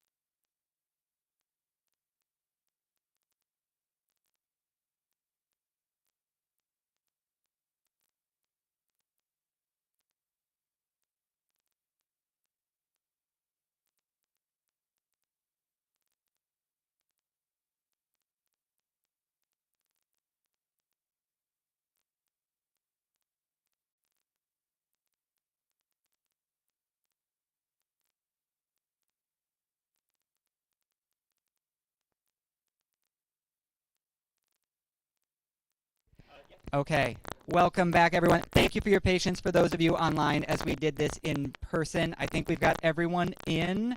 Okay, so all of our online people either voted online or they went and worked with Liam. All of our online people, have you got your votes in? Anyone who needs more time? Okay, we will close the ballot and we'll pass it over to Liam to see how that went. Or actually, let's give Liam a second to see how that went, and I can move on to the next resolution as there. Oh, wait, can you share the results? Oh, okay. Okay. Then I will go to the next resolution as we are waiting on the results for that one. Okay, let me do another screen share. Our second resolution for the evening, and this one, we will maybe not do that kind of voting again. This is a resolution calling for no immunity on big oil. So this is coming from a campaign that is being led by 350 Seattle called Make Polluters Pay. And the purpose behind this campaign is to use attribution science to attribute the damage of climate change to big oil companies and force them to pay for that damage within our state. It is part of a nationwide campaign. There are multiple states that have been moving forward on this. Some of them are pretty far along into the point of having filed lawsuits to try to get this money and take it through the legal system. But because the big oil companies saw all of this work that was going to hold them accountable, they then went to their friend Trump and said, hey, we got you, all this money. Can you just pass a law that gives all of us immunity from all of these things so that we can't be held accountable for those things? So, the resolution walks through the obvious impacts of climate change, the ways in which we have been trying to hold those companies accountable. State lawmakers considering these Superfund laws, so they treat it essentially like a Superfund site. For people who might not know, that is a highly contaminated site. Hanford, for example, is a nuclear. The nuclear facility in our state is a Superfund site, and it is mitigated through the damages that are paid to repair that harm. So these Superfund laws are being looked at, and so different states, some of them that are noted in here, as well as now our federal Congress, are considering laws that would essentially make oil companies immune to the damages that they have caused through climate change, despite the fact that we have very good evidence that they knew about these harms decades ago, and they lied to our faces about it, and put on a whole giant PR campaign to try to dispute the science. So what are we calling? So they met with President Trump to raise these concerns. They're making laws to shield these companies from accountability and climate-related costs. And so this is a resolution calling on us to urge our federal elected officials in the strongest possible terms to fight for climate accountability and our community's access to the courts, and to draw a line in opposition to any of these efforts to bail out climate polluters from facing legal and legislative consequences. It'll also call on us to sign on to this community letter that is being coordinated by 350 as a partner in a nationwide effort from different climate justice organizations, and they are gathering signatures to push back on this federal level. And so it calls on us to sign on to that. In addition to that, they're going to be doing some signature gathering on this campaign at the No Kings March. And so we are going to, if we sign this resolution, we will collaborate with them. We're going to be tabling at the No Kings March with the King County Dems. Heads up, if anyone would like to table with the 43rd at the No Kings March, let us know and we'll get you signed up. But one of the things we'll be doing at that table, if this resolution passes, is also getting people to sign onto this petition as individuals. We'll also send this out to all of our members and try to raise as much awareness about this as we can while we're putting pressure on our federal officials. And then we will send this to all of our federal elected officials, and our secretary will report back. So that is our resolution calling for no immunity for big oil. Liam. Okay, we're going to pause real quick and get the results. All right. On the previous resolution, with 28 votes cast, 28 folks voted yes. The resolution's adopted. Beautiful. Unanimous. I love it. I love when we have a clear message. It makes it really easy to interpret it in the future. Okay. Okay, now on to this back to this resolution. Does anyone have any questions on this resolution? Yeah. So the resolution just calls for our federal representatives to fight in whichever way they can against this. Knowing that we're in the minority and we don't have any power, our options are limited. So it's just calling for that, basically, right? Yeah, so our options are limited, but in order for this to pass the Senate, they would have to break the filibuster. So as long as our senators hold the line and get their other Democratic members to hold the line with them, we should hopefully be able to hold this. Now, who knows, if they destroy the filibuster in the Senate, then, all bets are off. But I think so there's that part, and then the additional part is us getting involved on the local level and joining this campaign and organizing our members around it. Again, it's the same representatives, but, being part of that collective push can potentially sway. So it's probably not going to sway any Republican lawmakers, but it at least get us in contact with organizations and build out our capacity to engage around climate justice, which is something as well. But hopefully, we can rely on our senators to be sturdy on this, and then, keep our fingers crossed that they keep the filibuster in place, and then we can prevent this from moving forward. And then, we'll also keep an eye out for anything on the state level. I would not expect, we probably don't have to worry about that here, but, you never know. Yeah. Any other questions? Okay, seeing no questions, we will move on to, oh wait, let me check in the chat real quick. Chat. Okay, no, that's not a question. Seems like an increase. Oh, okay. People are talking all about Rep. Scott in the chat, and the other bill that Commissioner Hasegawa was talking about. Okay. Yeah. So we now move on to debate. Is there anyone who would like to speak in opposition to this bill? Going once? Going twice? Sorry, resolution. Opposition to this resolution. Okay, seeing none, I would entertain a motion to pass this resolution through unanimous consent. Moved by Amy, second by Raphael. Oh, yeah, Raphael. Yeah. Any opposed? Any opposed? Any opposed? Okay, seeing none, the resolution is passed. Thank you all. And you can expect a wonderful link to the sign-on sheet in your emails in the weekly email on Sunday. I'm sure everyone is super excited about that. I know I am. Cool. Okay.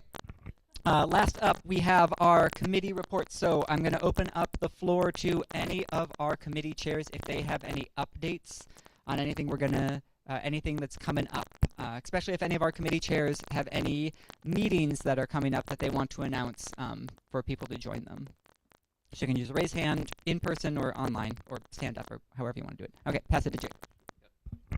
Hey, I'm Jacob, Policy and Advocacy Chair.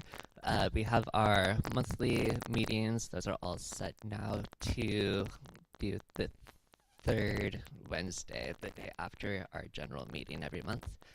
Those will be online, and some of our current projects we're in the middle of is, I think, like 5 different resolutions now. So if you want to help us prioritize and research and write those, that help would be welcome. And yeah, we're also working on some longer term projects around getting our platform updated. So if that's of interest to you, we'll be covering a lot of different areas that aren't yet in our platform and need to be in there so that we can mobilize for things more easily moving forward. So yeah, that's some of the stuff I'm working on. Thank you, Jacob. And if you're interested, you can email Jacob, or you can use that join a committee link that goes out in the weekly email. Or you can also find it on our website. It's on the front page of our website. It says join a committee. You can fill that out, and we will reach out. Yeah, pass it to you, Aaron. Hello, all. I'm Aaron Wheeler. I am the head of the chair of the Meetings and Events Committee, and we're kind of a new committee spinning back up this year. Had a great meeting earlier in February, and now that we're going into March, we're starting to have regular meetings, probably the 4th Tuesday of every month, but definitely for this month. So that will be on Tuesday the 24th. If you are interested in trying to make our meetings and events as inclusive and have as much participation as possible, and if you just have ideas about how you'd like meetings and events to go for the 43rd, we'd love to have you join. Or even if you just want to volunteer to help with things like breaking stuff down or doing photography or bringing people in at certain things, the world's your oyster. So you can either email me or do the things that Ryan mentioned, and we'd love to have you join us for one meeting or for all of them. So thanks so much for thinking about it. Awesome. Thank you, Aaron. And then pass it over to Jeff for mutual aid. Hello. Yes. Hello. Mutual aid subcommittee meeting is the last Wednesday of every month, so this will be on the 25th at 6 p.m. It's also on Zoom. You'll get the links in the chat. One thing that I really want to plug, and sorry, I have this on a piece of paper that I meant to come hand out, but then my printer broke. Wah wah. And then the library's closed earlier than they used to. Double wah wah. Yeah, right? Over the levee. But anyway, I don't know if folks saw, did anyone see the form that Katie Wilson sent out with her press announcement about the shelters this past week? Yeah, so there's like a little form attached about like getting plugged in with like volunteering. I reached out to her office because I was like, what is this actually for? Are we actually going to be like building the shelters? And they're like, we can if we want to, but mostly what they need help with is when they start looking at sites for villages, they do like public engagement, and usually the people who show up are the people who hate shelters, and they really need people who will show up and not hate shelters. So if you have not filled that form out, I would encourage you to do so. The 43rd should take on our responsibility of bringing in the needed homeless infrastructure into our legislative district. And so if there are projects that are slated to come here to the 43rd, we should be showing up and making it known that we support all those services coming to our community so that we can help our neighbors. So please get on that list. Thank you, thank you. And then I'm pass it to Nathan. Huzzah. Excellent. I'm Nathan, the membership chair. Interested in building the committee. Haven't set up a consistent date yet, but also building out the tabling team. So looking to join, looking to set up tabling for the 24th or 28th. Yeah, No Kings Rally. So that'll be neat if you're interested in doing, you know, getting to know other members, building community. We need more signups for the membership committee. So please check us out if that's something you're looking to engage more with. Hi, my name is Dean Rodenbaugh. I'm an alt with King County Democrats, but I also serve as the vice chair of the endorsement committee for that group. I just wanted to let everyone know that we are kicking off the endorsement cycle. We've got about 100 races this time out. 40 of those are judicial races, but we are the first point. If you want an endorsement from any LD in King County, you need to complete a questionnaire to make sure that you, in fact, are a Democrat and you align with the values of the party. That process is underway right now. It's also a resource that's available to us in the 43rd when we have our vote in June. Is that right? So I just wanted to make sure that all of you know how boldly and vibrantly represented the 43rd is in that process, along with Bryce Colton and Charlotte Philippe and Ryan. And give a big shout out to Dean. Like the holding down that election endorsements committee and helping with that is a huge amount of work. And all of the other LDs ride off of the hard work that they put into and very thoughtful work they put into developing those questionnaires and all of the interviews that they do. So the bulk of our, like, what we learn about candidates before we go into endorsements comes from the work that Dean is helping to lead. So everyone give a big, yeah. Hi everyone, I'm Bryce. I'm a King County Democrat rep, but I'm usurping my real position to talk about the other position that I'm doing this year, which is I will be helping to bring the resolutions to the delegate process, or the state convention as the delegate. So if you have something that you would like to see a resolution passed by the full Washington State Democrats, please come talk to me, and I will be working with the other LDs. We all have only 2 resolutions per LD that we can pass. So if I hear that a lot of people want to pass like 3 things or 4 things, I will be working with other LDs in order to not sort of step on each other's toes and be efficient with our resources of resolutions that we can pass per LD. So please come talk to me, or find me on Signal, or talk to me on Slack, or any of the other ways you can come find me. Thank you, Bryce. Okay, and then off to Amy. Hi everyone, I'm Amy Madden, one of your state committee representatives. I just want to give a huge shout out to everyone who ran for delegate or alternate. Can you all raise your hands? Thank you so much. And also a shout out to Ryan for running a great delegate meeting the other day, and Emily for running the delegate forum, and all the folks, and Jacob for leading on platform. So yeah, you noted who were the delegates in the room. If you do have issues that you're passionate about, please do maybe talk with one of them. And we've got an incredible team of people together this year, and I'm really looking forward to the 43rd helping lead the way on progressive policy when we head to state convention. Yeah, so I mostly just want to say thank you all for that. And I guess I also just want to say, on a personal note, I am a survivor of homelessness, and so I'm really grateful that you all passed that tonight. My family was able to get off the streets and out of a tent because of funding for services like family shelters. So we were in a shelter on Yesler Terrace. It got us into housing. That is where our money needs to be going, not to sweep in our neighbors and taking all their stuff. So that's all. Thank you, everybody. Thank you, Amy. Okay, checking online to see if any of our other... Okay, so we've got 3 minutes left for any good of the order. Oh, Bryce. I'll be real quick. I'm a huge weather nerd, and there's going to be like a big weather storm tomorrow, like a big windstorm, like 30-mile-an-hour sustained, potentially 50-mile-an-hour gusts, like into 9 p.m. So check your National Weather Service, check your NOAA alerts, like be ready for some like twigs falling down, okay? Like don't travel through the passes tomorrow night, like watch the weather, okay? Thank you for that service announcement, Bryce. I heard snow this weekend too, just a heads up. I think a lot of us are concerned about the impact of ICE on our neighbors in Washington. Want to share that the Latino Bar Association of Washington is running a legal clinic every second Wednesday. They've got intakes from 4 to 6 and attorney consultations from 6 to 8. It's at El Centro de la Raza, which is just to the south of us and very easily accessible from light rail. And they're also looking for lawyers, obviously. You don't have to be Latino. They're also looking for English, Spanish bilingual speakers. So, and you don't have to be a lawyer. So there's some good opportunities there to really help folks who need more information and need some legal protection. Thank you, Rob. Okay. Checking online. Oh, yep. Go for it, Tim. Hey, yeah. This Thursday, at the Fremont Dork Lodge. And Curtis will be there too. We're putting on like a neighborhood community council, neighborhood council community or council of councils, just mixer. So it'll be from 6 to 8 p.m. at the Fremont Dork Lodge. We'll have drinks and refreshments. And yeah, this Thursday, 6 to 8 p.m.